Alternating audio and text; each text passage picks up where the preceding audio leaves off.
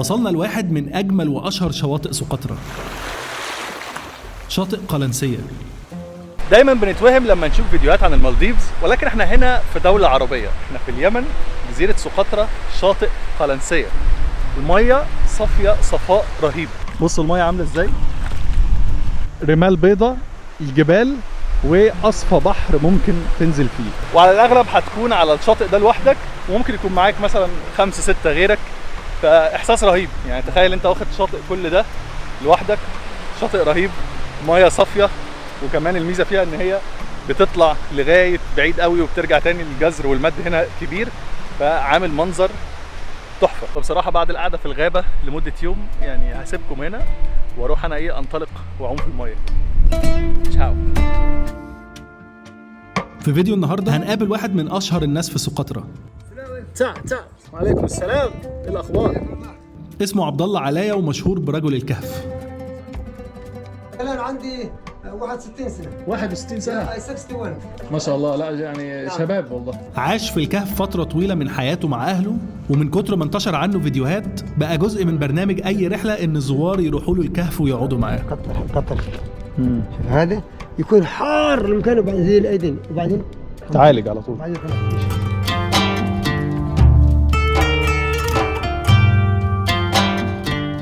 دي مدينة قلنسية، تاني أكبر مدينة في سقطرى بعد العاصمة حديب، واللي أغلب سكانها من الصيادين. شاطئ المدينة عليه مراكب الصيد اللي بيستخدمها الصيادين مرتين في اليوم، مرة الفجر ومرة العصر، عشان يطلعوا يصطادوا بيها. المكان هذا مكان روعة، فيها البحر، فيها دولفين والأسماك، يعني ما شاء الله فيها من جميع الأسماك ما شاء الله. وبنفس المراكب دي طلعنا رحلة علشان نتفرج على الدولفين في البحر. جزيرة سقطرى جميلة جدا، وحياة فيها بسيطة. أهلا بكم في سقطرى. إنها محبوبة الدنيا اليمن. صباح الخير، يوم جديد أخير. هناخد المركب نطلع على البحر علشان نحاول نصطاد مع الصيادين، وبعد كده في احتمال نشوف دولفين، لأن هنا المنطقة مشهورة بالدولفينز. صباح الخير. كيف الأخبار؟ كل الأمور طيبة؟ الحمد لله.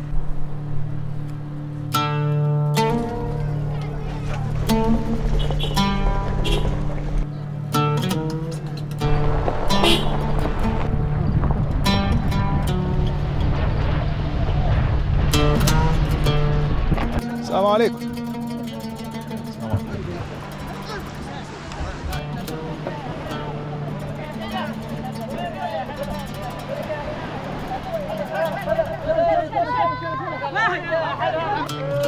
صباح الخير. ايه الاخبار؟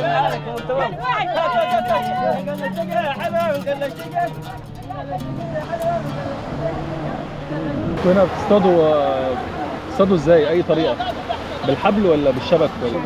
شبك. في موسم معين في السنه، وقت معين في السنه؟ يعني احنا الحين في الوقت المعين.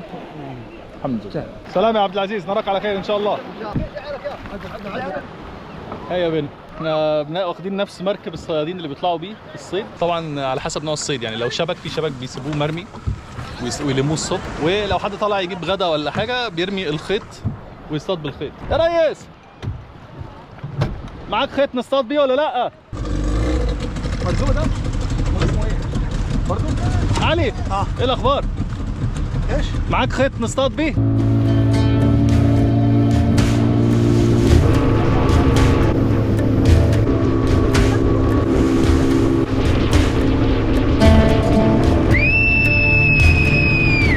طبعا الدولفين لما بيسمع الصوت بيجري وراه، فدايما عشان تجيب الدولفين عليه محتاج تصفر له.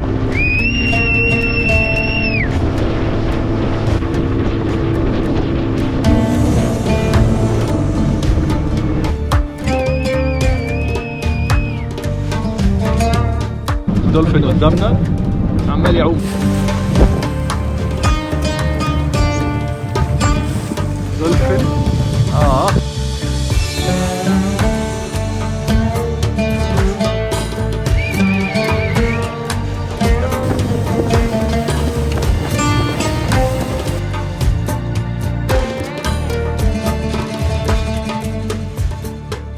طبعا عشان تعوم مع الدولفين ده يعني مجهود. انا نزلت عمت معاهم قبل كده، بس هم على طول بيتحركوا، مش هيفضلوا واقفين مستنينا. ساعات بيبقى حظك حلو ويتلموا حواليك، بس هم بيقعدوا يتنقلوا من مكان لمكان. شاطئ شعب.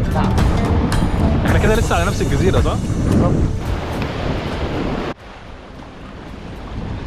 ما شاء الله، يعني الواحد حاسس ان هو في لوحة مرسوم. لون المايه خطير والشاطئ معزول، محدش بيقدر يوصل له بالعربيات، عشان كده هتلاقوا دايما مفيش عليه زحمة. الميزة في سقطرى هنا ان كل يوم بنروح مكان مختلف تماما عن المكان اللي قبل. كل يوم في حاجة جديدة، مفيش مكان شبه التاني، واماكن خطيره كلها خطيره. غير كده كمان الناس هنا زي ما انتم شفتوا طيبين جدا وبيحبوا السواح، يعني بالنسبه لهم السياحه دي خير، بتدخل لهم فلوس، وفي نفس الوقت ما بيجيش ناس كتير اصلا على الجزيره غير ال5 شهور بتوع الموسم، فبالنسبه لهم بيكون يعني مبسوطين. الناس بتيجي تزورهم والناس بتجيلهم على الجزيره هنا، ف حاجه رهيبه الصراحه. احنا مثلا دلوقتي 7 مراكب ولا 8 مراكب، ولكن الشاطئ طويل جدا، فكل منطقه تلاقي فيه عشه كده، كل مركب يروح يقف قدامها. فاحنا اخدنا المكان ده لوحدنا وحاطين حاجتنا جوه هنا عند الشجره دي. المكان اللي احنا فيه بقى ده مشهور جدا بالسلاحف، يقول لك السلاحف بتيجي هنا تبيض البيض بتاعها، بس الكلام ده في شهر 5 يطلعوا من الميه ويخشوا هنا كده وسط الشجر يحطوا البيض بتاعهم. ده قرن الماعز. هنا الثانيه اللي معاك ايه؟ غنم برضو، بس دي انت مشكلها صح؟ بتعدلها يعني، دي متسابه زي ما هي. دي متعدله، دي سكنتين مع بعض، شغل فخر من الاخر. جميل، شيء جميل. ودي حاميه حاده. هذه حاده. ايوه ما شاء الله. شوف يعني اختبر هتعور ولا لا. حد يا باشا. انت تصطاد ولا غنم بس؟ تصطاد وبعدين غنم. انا جاحد الحين شيء ماشي المطر. مفيش مطر لسه. انا بغدا زلت. ان شاء الله المطر يجي قريبا ان شاء الله. يعني طبعا المطر لسه الناس مستنيينه، ففي اماكن يقول لك ايه، في جحط يعني مستنيين الامطار ان شاء الله. ايوه يا عم علي. برغم ان الرياح كانت في اليوم ده قويه جدا، ولكن احنا اصرينا على عم علي ان احنا نجرب نصطاد. لقيت طعم قديم موجود على المركب وقلت له تعالى يا سيدي نجرب ونصطاد نشوف هنطلع حاجه ولا لا. الله، اصطادنا اصغر سمكه في البحر كله. نرميها بقى كطعم، نستخدم دي طعم كل مره سمكه اكبر. خش على المقاسات الكبيره. بعد ما طلعنا اصغر سمكه في البحر قلت له تعالى نجرب مره كمان، والمره دي ما اخدش الموضوع ثواني. بسم الله. بسم الله. الله اكبر، ما شاء الله. ايوه بقى ما شاء الله. نزلها ايوه، خليها هنا. سموها هنا سمكه الجحش، شبه البلطي عندنا في مصر، سمكه الجحش. صيد اليوم الحمد لله سمكة الجحش. الحمد لله صيد اليوم. هاي اسمها ايه؟ فصحن. ها؟ فصحن. اسمها فصحن؟ ايوه. مش جحش دي؟ جحش بس التسمية الثانية معنا سقطرية فصحن. فصحن. في صحتك يا عبد العزيز. ايه الاخبار؟ صيد اليوم جحش فصحن.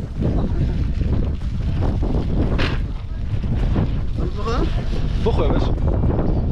استاكوزا ايه، حكايه وروايه. يعني لما بنبقى قاعدين في حته ونلاقي ناس بتبيع على طول بنشتري الصراحه. فهم عندهم استاكوزا اللي هي الناس كتير ما بتبقاش عارفه استاكوزا. الاستاكوزا هو ايه الاستاكوزا بالعربي؟ مش عارف، اللي هو اللوبستر يعني. وهنا بيسموه شروخ، فان شاء الله هنشتري شروخ. لابستر. لوبستر. لابستر. عارف احنا في مصر بنسمي الكراب ايه؟ ايه؟ كابوريا. كابوريا. سموها ايه بالسقطري؟ تربح.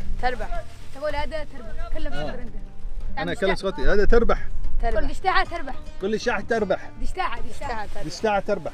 كل انا هذه هي تربح. دشتاعة تربح.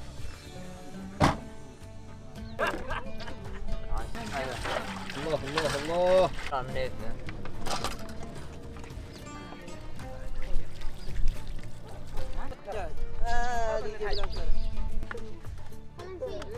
الوجبة اليومية السمك، ولكن النهاردة احنا اللي مصطادين السمك. سمكة في صحن، يعني ممكن تسمعها في صحن اللي هي بتتحط في الصحن، بس اكيد طبعا دي تأليفة من عندي ملهاش اي علاقة بالحقيقة. شكلها رهيب. نجرب الصيد اليوم.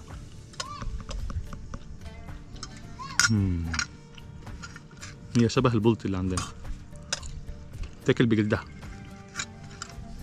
لا ما بتتاكلش بجلدها.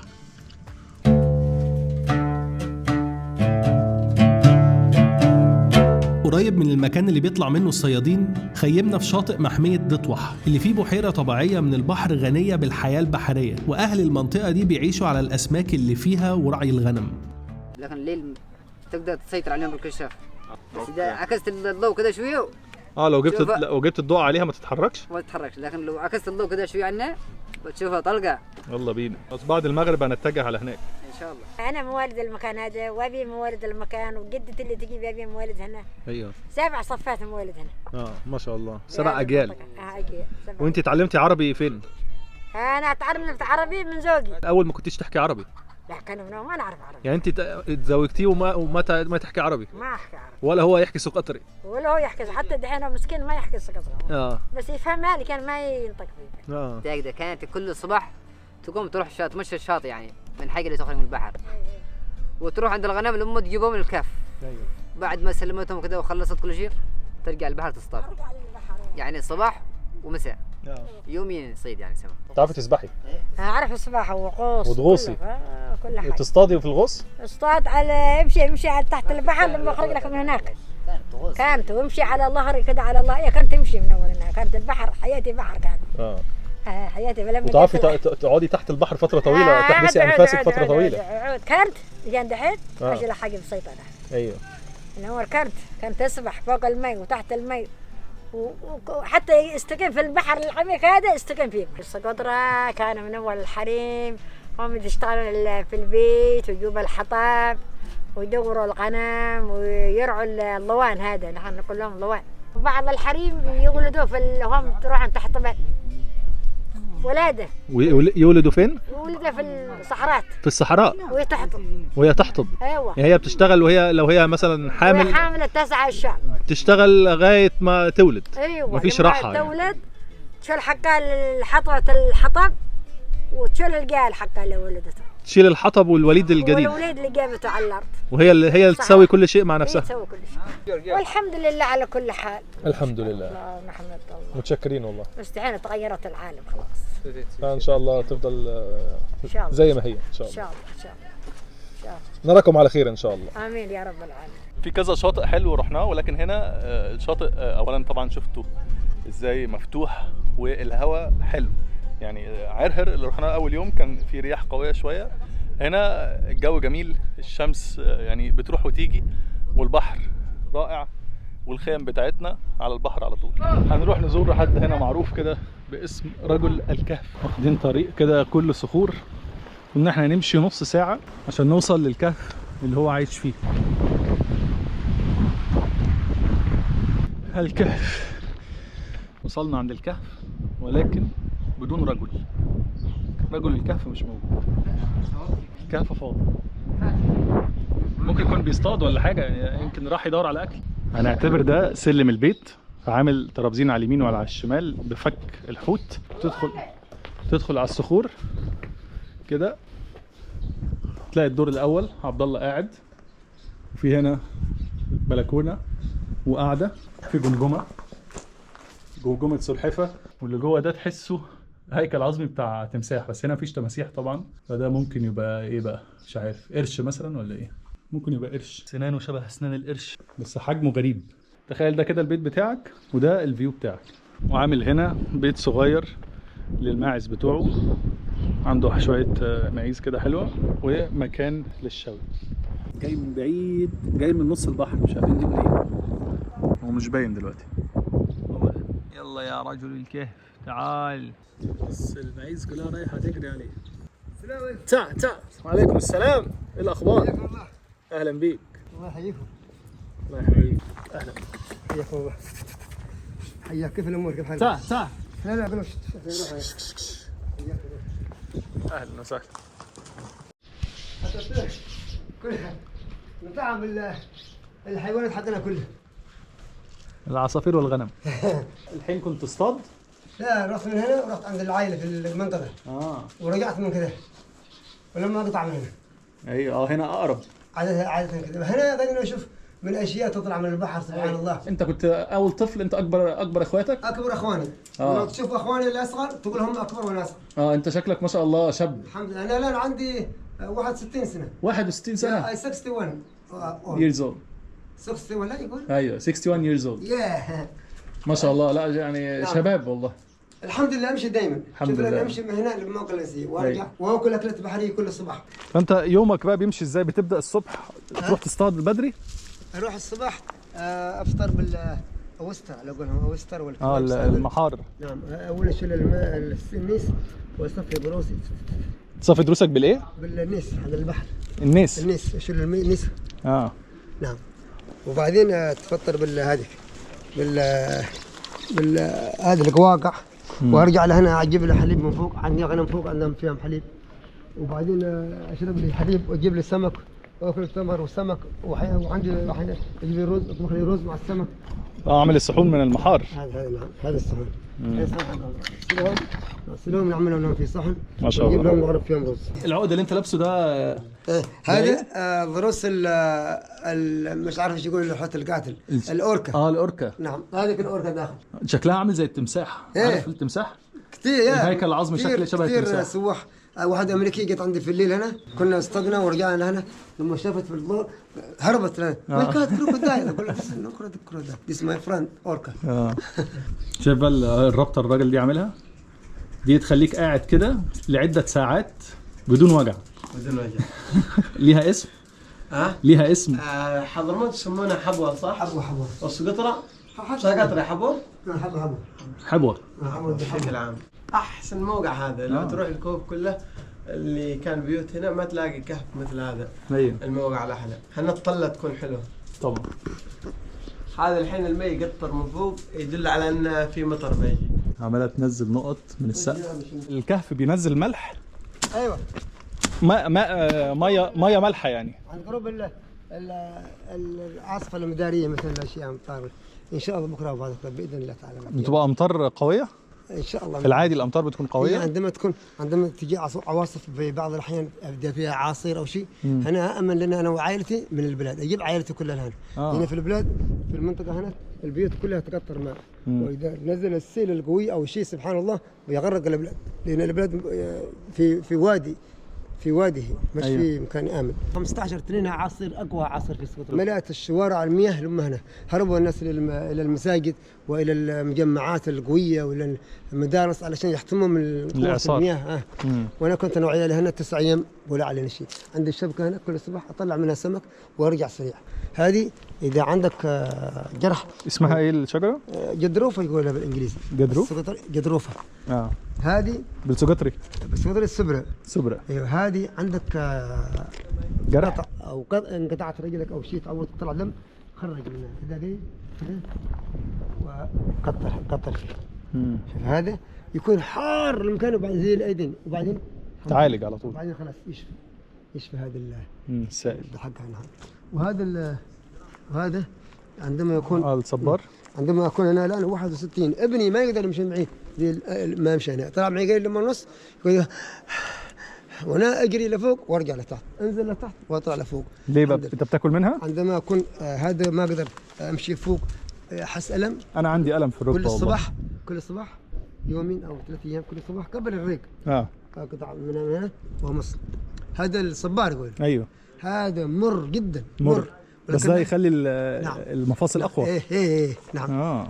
لا ده انا استخدمه بقى. واذا عندك احمرار الوجه او شيء او بعضهم عندي على كلهم يقول فور ذا سكين اقطع لهم يقول يسووا منه. او عندك امساك ايوه في البطن. اذا عندك ديدان هذه الاشياء الاشجار اللي فوق دي للديدان. وهذه انت ما شاء الله عندك هنا هذه طحنها المستشفى بتاعتك. اي نعم الحمد لله. هذه عندك ديدان بتموتها سلالك كأنها تقبص بطنك لما تقول لكن بعدين خلاص يروح بعدين يوم بيعزك يخرج البلاوي وتخرج يعني وتكون صحتك كويسه. نشيط. نعم الحمد لله ما شاء الله. الدواء هذه ناس يشيلوا من عندنا يشيلوا البلاد يشيلوا منها ورق ويطحنوها وبعدين يطبخوها بالماء وبعدين يشربوا الماء حقها. تعالج على طول. نعم ما شاء الله. كانوا الناس اكلهم من اول السمك وقواقع وتمر. انا اذكر قبل 50 سنه ولا نعرف لا رز ولا سكر ولا دقيق، ما فيش خبز. كنا ناكل الدلافين والسلاحف. الدلافين طعمها حلو الدلافين؟ نعم مش دهنيه. دهني. نعم دسمه.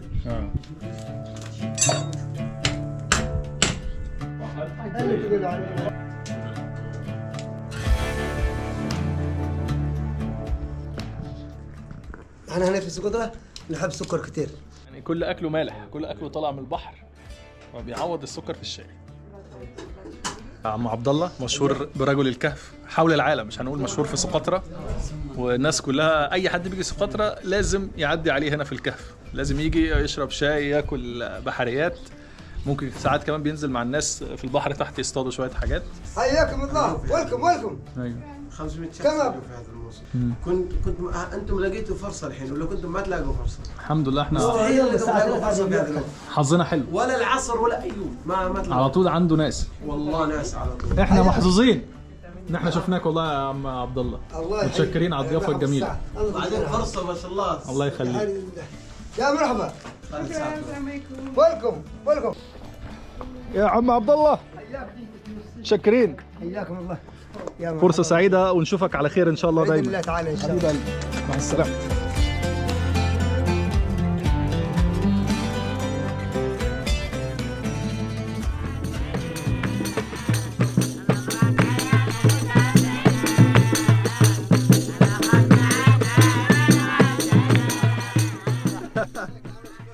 وهي بنا ننطلق إلى البحر. هنعمل إيه؟ هنعمل جولة على استكشاف يعني عن الحياة البحرية. استكشاف في الليل ازاي؟ نعمل جولة للبحر اليوم، بنستكشف عن يعني زي ما تقول نحن نسميه بالسقطري مقرمام. يعني بالانجليزي يسموه بالون فيش. ايوه. وبمقاص سرطان البحر كرابس وعلى ستنجري. انت في العادي بتصطاد بالليل؟ ايه يوميا. يعني بالليل الصيد اسهل من النهار؟ يعني في الليل اسهل لان بالكشاف تسيطر عليهم. تسيطر عليهم؟ تسيطر عليهم يعني. يعني ايه تسيطر عليه؟ بالكشاف يعني عندما تلصق له كشاف ما عادش يتحرك. لو كشاف عليه ما يتحركش. ما يتحركش. لبسنا في رجلينا جزم علشان ايه؟ يعني لو في حاجه في الميه ما تعورناش، لكن هو طبعا متعود مش هيلبس حاجه في رجليه. يعني حياته كده طلعوا الجبل اللي طلعوا يوميا مع السياح، والبحر كمان طلع واصل. فتعودت خلاص. يعني متعود. معاك تصطاد معانا؟ هذا اخي ايه الاخبار؟ الحمد لله. من وين الاخوه؟ من مصر. حياكم اهل مصر. حبيب قلبي والله. ايه الادوات اللي معاك بقى؟ هذه اللي يسموها السناره. يعني حاجه كده تجري سريع تقدر تسيطر عليها. العصايه اللي بنصطاد بيها؟ ايه. والكيس نجمع فيه. لا الكيس نجمع فيه. ده كراب؟ ايه. لقينا واحده كابوري. هو لما يشوفك لما تهاجمه يحاول يجري لعندك، وانت لما تقفز تعمل تراب كده. هو يخش تحت التراب. ايوه. يخش تحت التراب. هذه دكر. شفت هذه؟ هذه دكر يعني.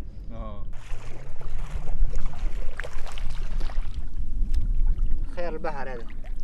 بس يبس النقص له. عندنا هنا لان ده اللي بيفلتر البحر، ده اللي بينظف البحر. ايه بس هنا وقت كل سنه موسم الصيف بس. موسم الصيف. بس الان سنتين ما استخدموه، ما اشتروه.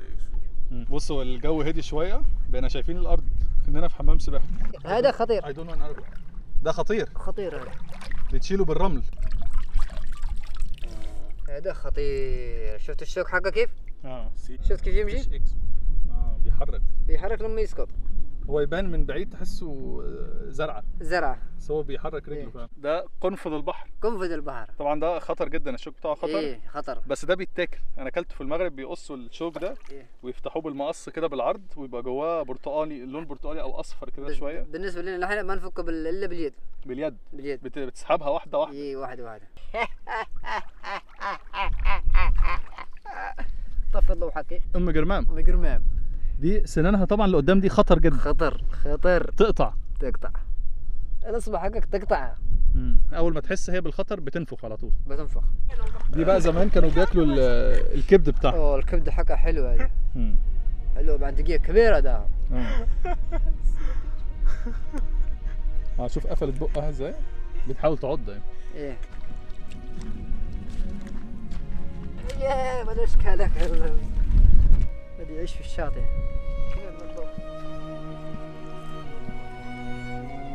كده وصلنا لنهاية رحلتنا في سقطرى. قضينا اسبوع كامل في الجزيرة وحاولت اغطيها لكم في 3 فيديوهات عشان اقدر اغطي لكم اهم الاماكن وكمان اعرفكم على اهل الجزيرة اللي كان كل واحد فيهم مرحب بينا جدا وحسسونا اكننا في بيتنا. رحلة سقطرى اكيد واحدة من احلى الرحلات اللي عملتها في حياتي، وقريب جدا ان شاء الله اقدر ازور باقي محافظات اليمن. اعتقد كده ان احنا وصلنا لنهايه الفيديو. كان فيديو طويل ولكن يعني انا صراحه استمتعت بيه، اتمنى تكونوا انتوا كمان استمتعتوا بيه. ولو انتم مش مشتركين في القناه اشتركوا في القناه، شغلوا جرس التنبيهات، اكتبوا لي تحت في الكومنتات ايه اكتر حاجه عجبتكم في فيديو سقطرى. وزي ما قلت لكم في اول الفيديو انا طلعت الرحله دي مع شركه Arabian Wanderers، تقدروا تتواصلوا معاهم، عندهم رحله في شهر 1 ورحله في شهر 2 ورحله في شهر 3 ورحله في شهر 4. ونراكم في فيديوهات اخرى وسفريات اخرى. سلام. Something about Socotra that is something you cannot find anywhere else is the community of people and the lifestyle. So I think Socotra captivates so many people because as humans we are supposed to live as a community. Every culture around the world before lived as a community. Everyone helped each other. They didn't ask for compensation. You can just walk into somebody's house and have lunch or dinner, and there's a very unique feel to it. So I think when people come to the island, some people realize this is what it is and some people don't. But almost every single person on the way out, they're sad to leave. They feel as if they're leaving a piece of themselves here. And I think that's why, is we're missing this community feel. We're missing this, it's almost like the roots of who we are as people and how we are supposed to live. And now we have moved to big cities where we work a job that maybe we don't like, we're away from our families, and we miss this. We miss this simplicity, the community, the family, the friends, just a very simple life.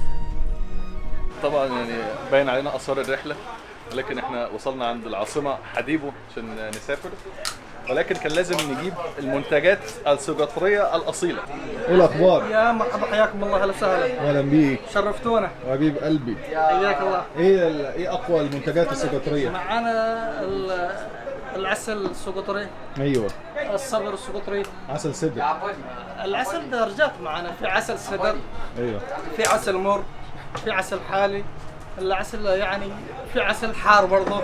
هذه يعني احنا نقدمها لاي زائر او اي سايح ياتي للمحل، يعني ايوه يعني هديه من عندنا. ايه بقى هي الهديه؟ يعني هذه ترمز لشجره دم الاخوين، يعني عباره اي سايح زار سقطرى يعني دائما يشوف هذا الشيء، يعني هذه حاجه مميزه في سقطرى. اعمل لكم هديه هنا من سقطرى، هاخد 2 ابعتهم لحد فيكم، فاكتبوا لنا تحت في التعليقات علشان ايه هنختار 2 عشوائيين نديلهم هديه دي 100 ريال يمني. هي طبعا قيمتها الماديه مش عاليه، ولكن قيمتها المعنويه عاليه، اللي انت اصلا ممكن ما تلاقيهاش، يعني مش هتشوفها في حته ثانيه، فهديه جميله.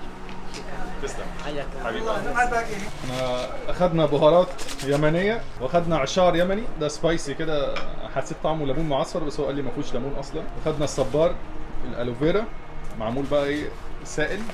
بانك انت اديتني هديه 100 ريال يمني، انا هدي لك كمان 100 جنيه مصري. شكرا شرفنا. عليها ابو الهول. هذه يعني تاريخ مصر كامل هنا. زي دم الاخوين. بص، ناحيه التاريخ الاسلامي اكيد، وناحيه التاريخ المصري القديم. جميل جدا. وكل واحد واحده. اتفضل. جزاك الله خير. كان الناس يقولوا لي اعمل لك قناه، اعمل لك في الكتكوت شيء. لازم تعمل قناه. توضح نحن تيك توك عادي، تيك توك كتكوت مش مشكله. ايوه. قلت لهم انا ما اعرف، في عندي جا عندي هنا سياره ومعه ناس، قال انت اعمل لك قناه يسوي يحصل فلوس كثير. قلت له والله مش ما اعرف. تقريبا في كل قريه رحنا فيها في سقطرى نشوف ملاعب كوره وناس بتلعب كوره في كل حته، فالواضح ان هم هنا ايه بيحبوا الكوره جدا، ودايما بتلاقيهم بيلعبوا كوره على البحر. معانا لاعب كرة قدم كبير. جو يعني. لا انا سمعت ان انت لعيب كبير. كان زمان. في لعيبه ولا ايه؟ في ناس بتعرف تلعب هنا؟ الله الله، رونالدو. سي